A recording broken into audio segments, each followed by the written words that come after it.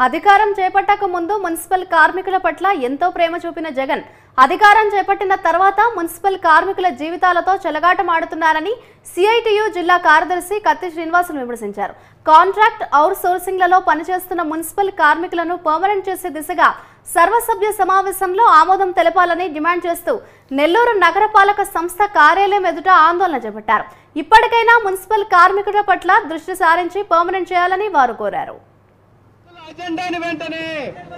Municipal కార్మికులందరినీ permit వెంటనే నగరపాలక సంస్థలో నెల్లూరు నగర ప్రజల ఆరోగ్యాన్ని కాపాడడంలో, నగర ప్రజలకి మౌలిక సదుపాయాలు అందించడంలో అత్యంత కీలక పాత్ర పోషిస్తున్నటువంటి మున్సిపల్ కార్మికులు అనేక సంవత్సరాల నుంచి చాలినటువంటి జీతాలతో, అప్పులతో, పస్తులతో దుర్భర జీవితాలు గడుపుతా ఉన్నారు.